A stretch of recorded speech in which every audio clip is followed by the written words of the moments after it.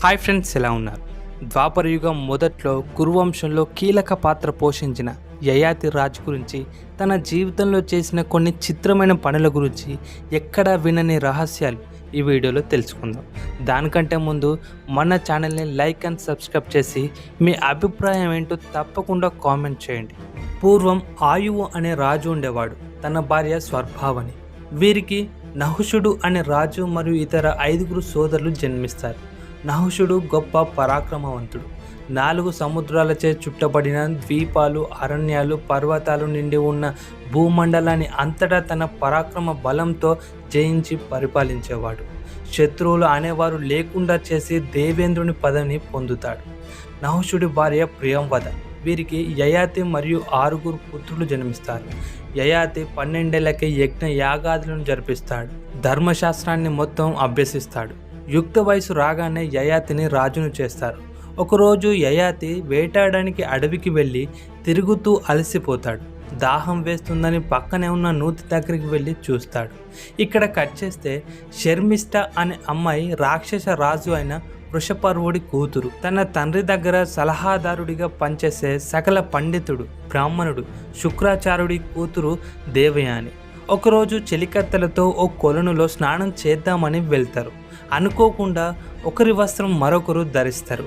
అప్పుడు శర్మిష్ఠ, మా నాన్నగారి దగ్గర పనిచేసే బ్రాహ్మణుడి కూతురువి, నా వస్త్రం ధరిస్తావా అని దేవయానిని నూతిలో నెట్టేస్తుంది. కొంతసేపటికి నీటి కోసం వచ్చిన యయాతి దేవయానిని చూసి రక్షిస్తాడు. దేవయాని నేరుగా తన తండ్రి దగ్గరకు వెళ్ళి జరిగిన వృత్తాంతాన్ని మొత్తం చెబుతుంది. శర్మిష్ఠ జీవిత పర్యంతం నాకు దాసిగా ఉండాలని కోరుకుంటుంది. దానికి శర్మిష్ఠ తండ్రి అయిన వృషపర్వుడు కూడా అంగీకరిస్తాడు. కొంతకాలం తర్వాత మరలా యయాతి వేటకు వస్తాడు. అక్కడ దేవయాని చూసి, నన్ను రక్షించిన నువ్వే నన్ను వివాహం చేసుకోవాలని తన తండ్రి దగ్గరికి తీసుకువెళ్తుంది. అలా వీరిద్దరికీ వివాహం జరుగుతుంది. వీరితో పాటు చెలికత్తె అయిన శర్మిష్ఠ కూడా యయాతి పట్టణానికి వెళ్ళిపోతారు.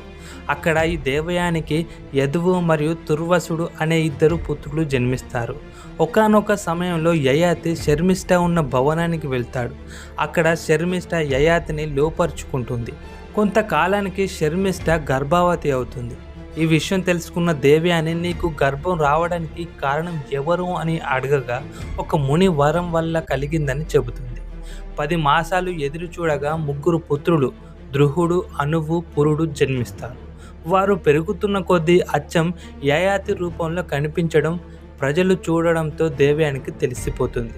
మళ్ళీ శర్మిష్ఠ వద్దకు వచ్చి అడగగా చెప్పకుండా మౌనంగా ఉంటుంది. తన పిల్లల్ని అడగగా అందులో చిన్నవాడు యయాతిని చూపెడతాడు. యయాతి చేసిన మోసానికి దుఃఖంతో దేవయాని తన తండ్రి అయిన శుక్రాచార్యుని వద్దకు వెళ్తుంది. కూతురి దుఃఖాన్ని చూసిన శుక్రుడు అంతా తెలుసుకొని యయాతిని ముసలివాడవు కమ్మని శపిస్తాడు. కానీ నాకు ఇంకా మోహవాంఛలపై కోరిక తీరలేదని వేడుకుంటాడు. అప్పుడు శుక్రాచార్యుడు తన కూతుర్ని దృష్టిలో ఉంచుకొని ఆలోచించి, నీ కుమారుల్లో ఎవరైనా వారి యవ్వనాన్ని నీకు ప్రసాదించి నీ ముసలితనాన్ని వారు పొందవచ్చు. అలా చేసిన వారికి నీ మరణానంతరం రాజును చేయవచ్చునని, ఎప్పుడైతే నీ మోహవాంఛలు తీరిపోతాయో తిరిగి యవ్వనాన్ని ఇచ్చి ముసలితనాన్ని స్వీకరించవచ్చు. అలా చెప్పేసరికి మరుసటి రోజు కుమారుల్ని అందరినీ పిలుస్తాడు. ఎవ్వరూ ఈ విషయానికి అంగీకరించరు. కానీ చిన్నవాడైన పురుడు తండ్రి ఆజ్ఞానుసారం తన యవ్వనాన్ని ఇచ్చి ముసలితనాన్ని స్వీకరిస్తాడు. అలా యయాతి దాదాపు 1000 సంవత్సరాల పాటు సంసార భోగాలను అనుభవిస్తాడు. చివరికి తన కుమారుణ్ణి పిలిచి యవ్వనాన్ని ఇచ్చి ముసలితనాన్ని స్వీకరిస్తాడు. తర్వాత రాజ్య ప్రజలందరిని పిలిచి రాజ్యాభిషేకం చేసి రాజును చేస్తాడు. మిగిలిన పుత్రులను చూసి అందరినీ శపిస్తాడు. తర్వాత సమస్తాన్ని అంతా త్యజించి అడవికి వెళ్ళి 1000 సంవత్సరాలు ఘోరమైన తపస్సు చేసి స్వర్గలోకానికి వెళ్ళిపోతాడు. అక్కడి నుండి బ్రహ్మలోకానికి వెళ్ళి అనేక కల్పాలు అక్కడ ఉండి తిరిగి ఇంద్రలోకానికి వస్తాడు. యయాతిని చూసిన ఇంద్రుడు, మీ వంటి తపస్వి లేడని నమస్కరిస్తాడు.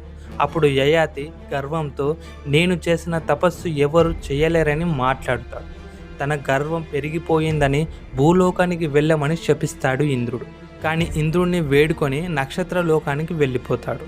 అక్కడ యయాతి యొక్క దౌహిత్రులు ఉంటారు. తన వృత్తాంతాన్ని మొత్తం తెలుసుకొని పుణ్యలోకానికి తీసుకువెళ్తారు. ఈ సమాచారం మీకు నచ్చినట్టయితే మన ఛానల్ని లైక్ అండ్ సబ్స్క్రైబ్ చేసి మీ అభిప్రాయం ఏంటో తప్పకుండా కామెంట్ చేయండి. Please support. Thank you.